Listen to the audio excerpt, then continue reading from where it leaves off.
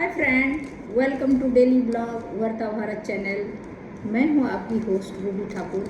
दोस्तों, आज नवरात्र का 9वां दिन है। 9वां दिन में 9वें दिन में माँ दुर्गा का सिद्धियात्री के रूप में पूजा किया जाता है। उस दिन माँ सिद्धियात्री का माँ दुर्गा की जो शक्ति है सिद्धियात्री, उसकी पूजा की जाती है। सिद्धियात्री का पूजा में भक्तों और साधकों को जो पूजा करते हैं, जो भक्ति करते हैं, साधकों का सारी सिद्धियां पूर्ण होती है, सारी मनोकामना पूर्ण होती है।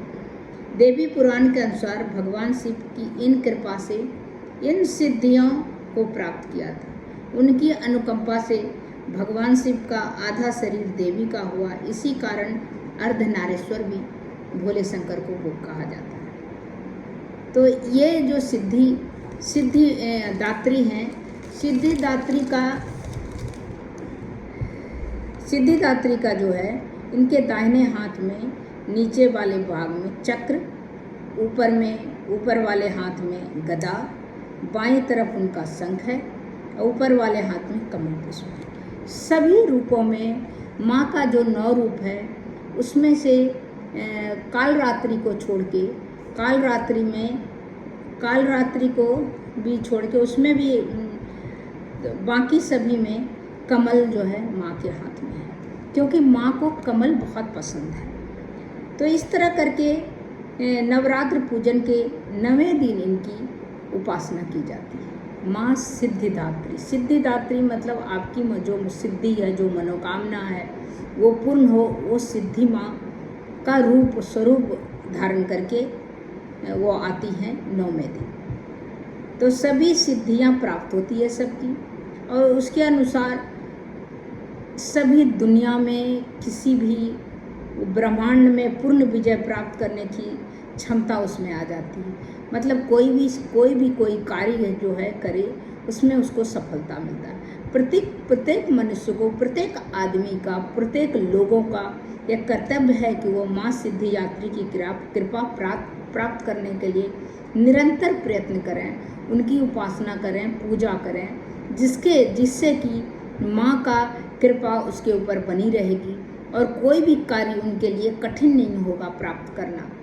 इनकी कृपा से अत्यंत दुख रूप संसार में सुखों का भोग करते हुए मोक्ष प्राप्त होगा आदमी।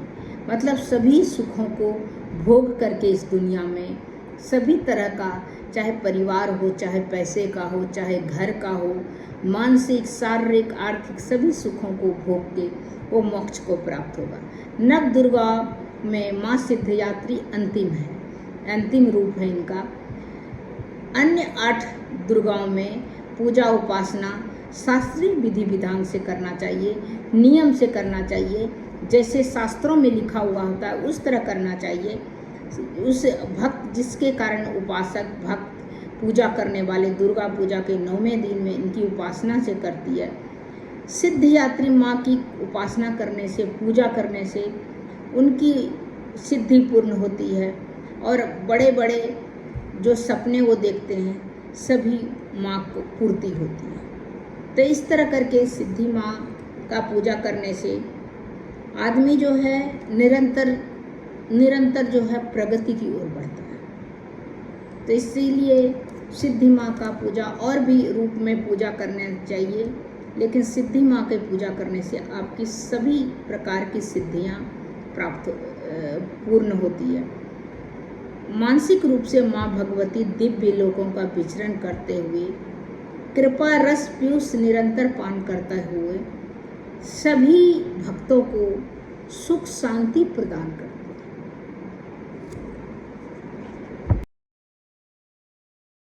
माँ का आदि शक्ति भगवती के रूप में जाना जाता है। धार्मिक मान्यता है कि माँ सिद्धियात्री की विधि पूर्वक पूजा अर्चना करने से भक्तों की, उपासकों की, पूजा करने वाले साधकों की सभी सिद्धियां पूर्ण होती है। इस प्रकार अष्टमी और नवमी एक ही होने के कारण दोनों ही दिन हम कन्या को भोजन खिला सकते हैं। तो इस तरह जो है माँ का जो है पूजा करने से आदमी का, जैसे माँ सिद्धिदात्री की पूजा जो है उससे घर में धन्य धान्य की सुखियाँ आते, धन दान से आदमी सुखी होता है, खुशियाँ आता है घर में, और घर में किसी तरह की तकलीफ नहीं होता है।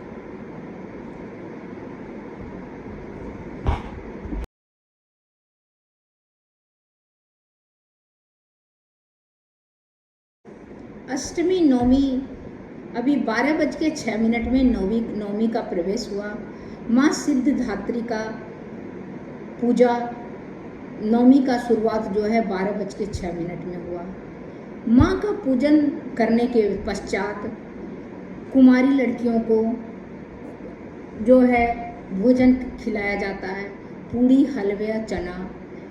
पूड़ी हलवा चना जो है माँ को बहुत ही पसंद है, अति प्रिय है, इसीलिए कुमारी कन्या को का भी हम भोजन कराते हैं, वही पूड़ी हलवा और चना। तो इस तरह करके हम कुमारी को खिलाते हैं और दक्षिणा देके उनको विदा करते हैं, उनके पैर छू के, क्योंकि उन कुमारी कन्याओं में उस दिन देवी का रूप होता है। इसीलिए 3, 5, 3 ऐसे 7 इस तरह का कन्या को खिलाया जाता है। 3 नहीं, 5, 7, 1 भी खिला सकते हैं, जितना अगर मिले जिस तरह करके। अगर आपके पास आप कन्या नहीं मिल रही है, आपको आपके घर में भी नहीं है, तो आप चना हलवे और पूड़ी बना के आप मंदिर के पास जाएं। मंदिर में भी बहुत, मंदिर के बाहर मिल जाएंगे, या नहीं तो मंदिर में पुजारी जी को दें, पुजारी जी भी उस प्रसाद को वितरित कर देंगे। तो इस तरह करके आपका पूजन का समापन होगा। और 9 देवी जो है, जो नवरात्र को आपने उपासना किया है, और वो देवी आपके और आपके परिवार के लिए बहुत ही फलदायक माँ का कृपा बना रहेगा आपके ऊपर, और फलदायक ये उपासना आपकी होगी। बस तब तक इतना ही, फिर मिलती हूँ अगले वीडियो में। और मेरा वीडियो को लाइक कीजिए, सब्सक्राइब कीजिए, बेल आइकन दबाइए, और इसी तरह मैं इंटरेस्टिंग वीडियो लेके आती हूँ। तब तक के लिए नमस्कार।